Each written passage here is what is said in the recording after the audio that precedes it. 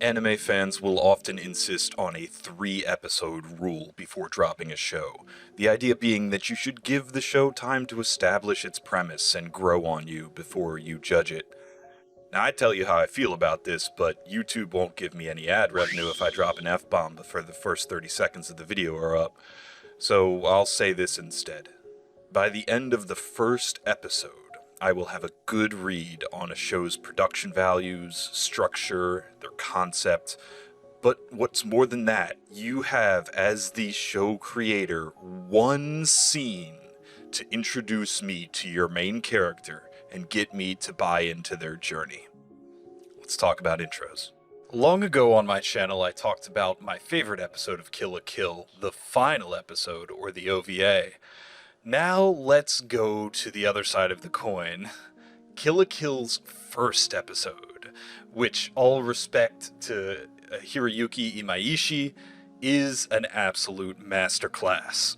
A masterclass in pacing, yes, in gravitas and bending the rules of animation and what you can do in a visual narrative medium to impress your ideas upon the viewer, but also an underrated masterclass in character introduction.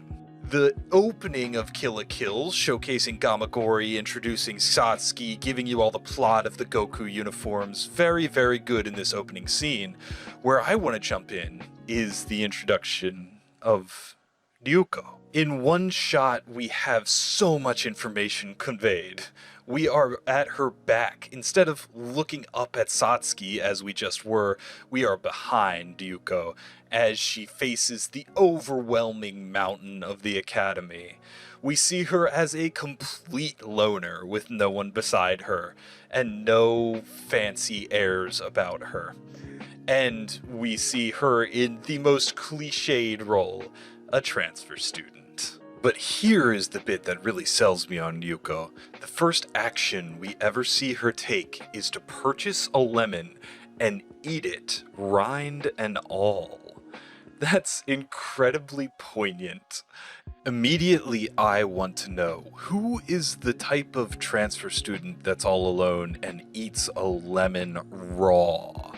That's not a usual trait for a person, and it says so much about them showing us it without telling us, and it's interesting. So I think the first quality of engaging somebody in a character is something about them being unique, something about them being relatable, something about them being interesting. Across the rest of her first scene, we see two other qualities about Ryuko. First, that she's a complete badass, and she's a fighter, and not afraid to get her hands dirty. The other quality being that she has a compassionate heart. She forgives the boys and pays for her lemon. By the end of this first scene, we still don't know Ryuko's motivations, but we know that she's a sour, badass loner who has some type of objective. But now, while you may be thinking by the end of the episode we learn that Ryuko's father has been killed and she's seeking revenge for him, I say that we already know Ryuko's arc and her eventual goal by the end of that very first scene. Because we see her positioned as such a loner, and because we have Mako intrude onto her introduction in a very crass and funny way, I think we already know what's going to happen here. I think that if you are paying attention, you already know that Ryuko's journey and her trials and the things she needs to overcome is finding and appreciating other people and having understood the value of other people aligned with her and walking alongside of her, she'll be able to overcome her issues.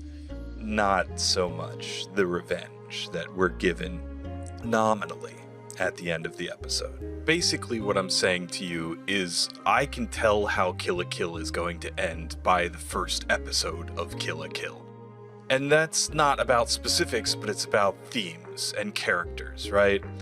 And I think that when I can look into these characters and know what's going to go on and know that the journey that they're going to experience is one that I myself agree with and want to buy in on, then I am sold immediately.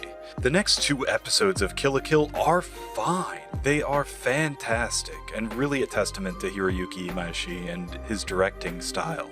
But they're not anything outside of what we saw in episode 1. They don't do anything or sell me on Yuko any more than I was already sold in episode 1 at the first scene. So why would we need to sit around for 3 episodes when everything should be clear right at the start? I think maybe that's a testament to the quality of the anime. If you don't have the wherewithal or the foresight to put your best foot forward in introducing your main character and your selling point of your fictional story, then I don't have a lot of faith in you're going to turn a corner somewhere along the line and the show is suddenly going to become good. Certainly not in the next 2 episodes. 3 episode rule is simply just a waste. Of course, there's another option too. Imagine somebody who just simply doesn't want to see a loner girl make friends and a badass fight sequence and all the stuff that Kill la Kill is promising you in the first episode. There's nothing quite as upsetting as finding an anime that you certainly like for all its various qualities, but then being unable to really feel for or connect with the main character or the cast, because it sets up this weird dichotomy. Is it on you for not understanding the plight of the characters, or did the content creator not put forth enough detail or relatability into their main character? And you have to ask yourself that, and oftentimes it's very unsettling.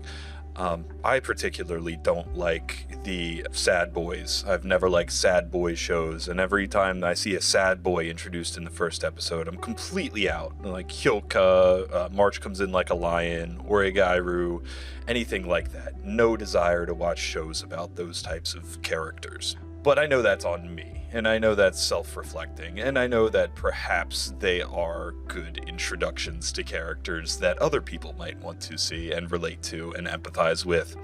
Of course, it would be overly reductive to say that, well, everything's just your own personal taste, man.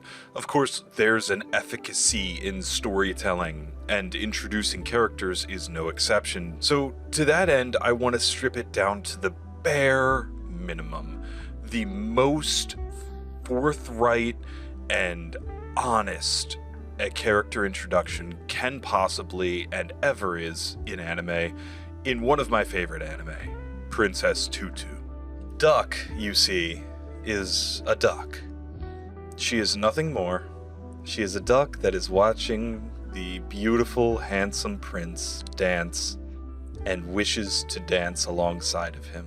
In this simple dynamic, we learn everything that we need to know about Duck, about her goals and her motivations, and also, crucially, about her weaknesses.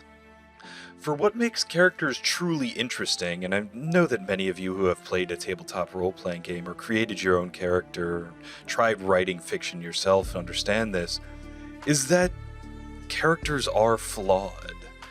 And what makes them engaging to us is seeing how they are going to overcome and deal with that flaw. Now, being a duck is somewhat of a physical flaw, I suppose. But much like Yuko, I think this is a bit of a misdirection on the part of the story. You're supposed to believe that Duck can't be with Muto because of her being a duck, but you find that that's not really the truth.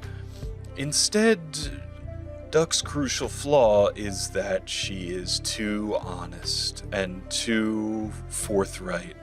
While all of the other characters hide their pain, her biggest strength and her biggest weakness is that she's always able to bring out the honest truth in herself and others.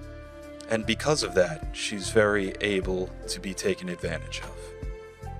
And I think all of that comes through in her first scene. Because she's so incredibly transparent, I fall in love with her immediately. I'm able to connect with her emotionally, respect what she's trying to do and how she's going about it, and also see how she's going to struggle through it through the next 20-some episodes. I think that is the mark of the true great introduction. Statement on introducing the characters should be this: we do not watch or consume fiction for the end goal. The end goal should be obvious and apparent to the viewer right at the beginning. And I don't mean the plot of the show should be revealed. Instead, I mean that the viewer should understand the journey that they are about to go on with the character. They should understand their goals, their stated goals, but also their subconscious goals, and their strengths and weaknesses, their appeal. They should want to root for the character because they understand the character. If you can accomplish that, you can create something interesting, a meaningful hook in your introduction. The idea that this somehow requires an hour of visual storytelling is the most nonsensical, incredibly fucking stupid thing I have ever heard in my entire life. But hey, special bonus feature, the Tutu talk is not done. There's another 2 hours of me discussing Princess Tutu with my friends, the Anime Brothers podcast. And you can find that in the link below or over on the end cards of this video, or just search for the Anime Brothers podcast feed and look for the Princess Tutu episode. All right, see you next time.